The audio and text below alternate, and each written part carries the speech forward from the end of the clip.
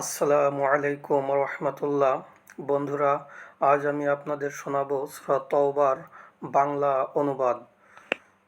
বিসমিল্লাহির রহমানির রহিম। পরম করুণাময় অসীম দয়ালু আল্লাহর নামে শুরু করছি। এক, তোমরা যে মুশরিকদের সাথে চুক্তিবদ্ধ হয়েছিলে তাদের প্রতি আল্লাহ ও তার রসুলের পক্ষ থেকে দায় মুক্তি ঘোষণা করা হলো।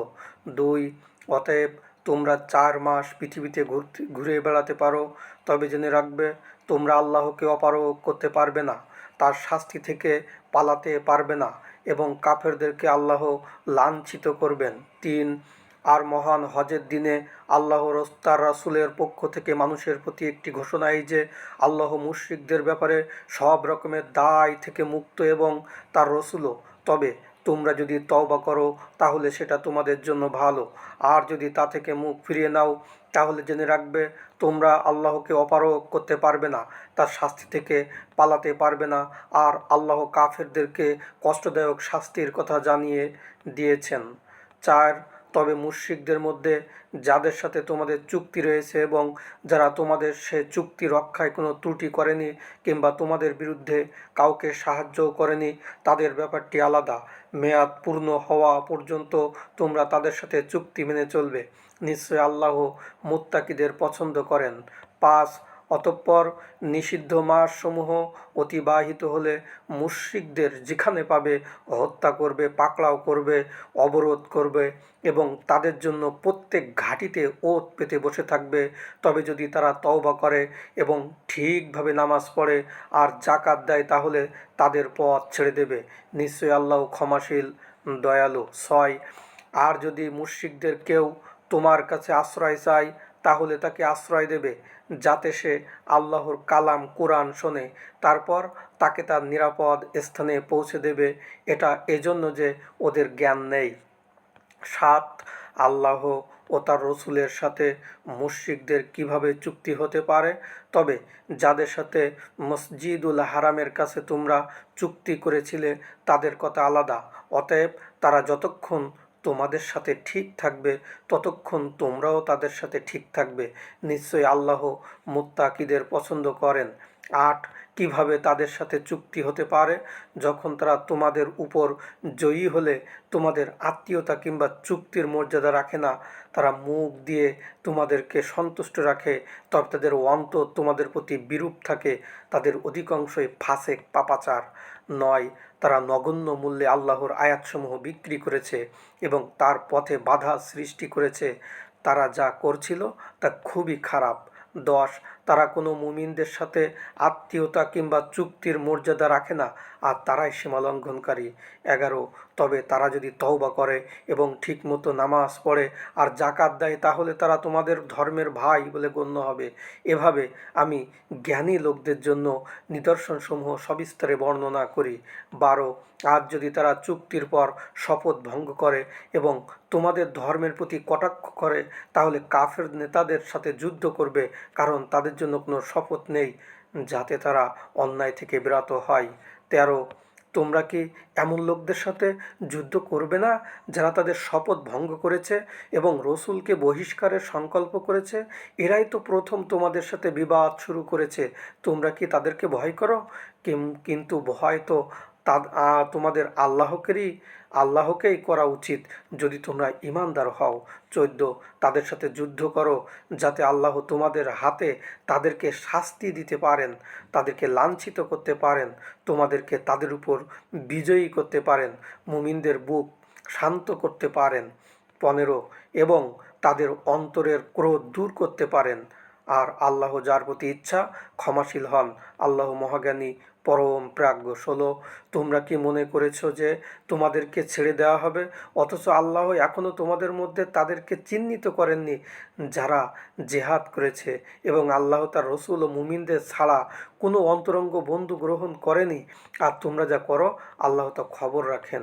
17, আল্লাহর মসজিদসমূহ রক্ষণাবেক্ষণ করা মুশরিকদের কাজ হতে পারে না, যারা নিজেরাই নিজেদের বিরুদ্ধে কুফরি করার সাক্ষ্য দেয়। এ ধরনের লোকদের যাবতীয় কাজ নিষ্ফল হয়ে গিয়েছে এবং এরা জাহান্নামেই চিরকাল থাকবে। 18 আল্লাহর মসজিদ সমূহের রক্ষণাবেক্ষণ তো তারা করবে যারা আল্লাহ পরকালে বিশ্বাস করে, নামাজ কায়েম করে, জাকাত দেয় এবং শুধু আল্লাহকেই ভয় করে। আসলে এরাই সঠিক পথে রয়েছে। 19 তোমরা কি হাজিদের খাবার পানি সরবরাহ আর মসজিদুল হারামের রক্ষণাবেক্ষণকে তাদের মর্যাদার সমান মনে করো? যারা আল্লাহ তা পরকালে বিশ্বাস করে এবং আল্লাহর পথে জিহাদ করে তারা সবাই আল্লাহর কাছে সমান মর্যাদা সম্পন্ন নয়। আল্লাহ জালেমদেরকে সঠিক পথ দেখান না। 20 যারা ঈমান এনেছে, হিজরত করেছে এবং নিজেদের ধন সম্পদ ও জীবন দিয়ে আল্লাহর পথে জিহাদ করেছে, মর্যাদা তারাই আল্লাহর কাছে বড় আর তারাই সফল কাম। 21 তাদের প্রভু তাদেরকে নিজের অনুগ্রহ, সন্তুষ্টি আর জান্নাতের সুসংবাদ দিচ্ছেন, যেখানে তাদের জন্য স্থায়ী সুখের ব্যবস্থা রয়েছে। 22 সেখানে তারা চিরকালের জন্য বাস করবে। নিশ্চয়ই আল্লাহর কাছে রয়েছে এক মহান পুরস্কার। 23 হে ইমানদারগণ, তোমাদের বাপ ভাইয়েরা যদি ইমানের বিপরীতে কুফুরিকে ভালোবাসে তাহলে তোমরা তাদেরকে অভিভাবক মানবে না। তোমাদের মধ্যে যারা অমন বাপ ভাইকে অভিভাবক মানে তারাই জালেম।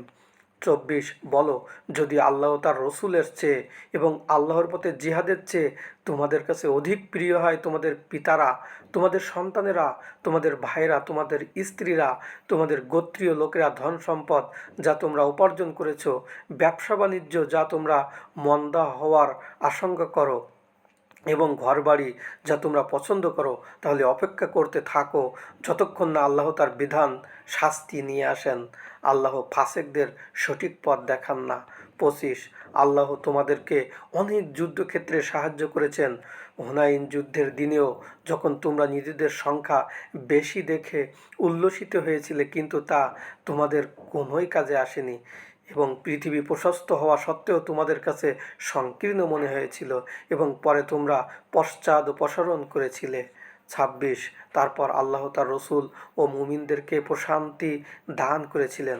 তোমাদের সাহায্যার্থে তোমরা দেখনি এমন সেনাদল পাঠিয়েছিলেন এবং কাফেরদেরকে শাস্তি দিয়েছিলেন, ওটাই কাফেরদের কর্মফল। 27 তারপরও আল্লাহ যাকে ইচ্ছা ক্ষমা করবেন, আল্লাহ অত্যন্ত ক্ষমাশীল, পরম দয়ালু। 28 হে ইমানদারগণ, মুশরিকরা আসলে অপবিত্র, অতএব তারা যেন এ বছরের পর আর মসজিদুল হারামের কাছে না আসে। আর যদি তোমরা দারিদ্র্যের আশঙ্কা করো তাহলে জেনে রাখো ভবিষ্যতে আল্লাহ তোমাদেরকে নিজের অনুগ্রহে অভাবমুক্ত করবেন যদি তিনি তা চান।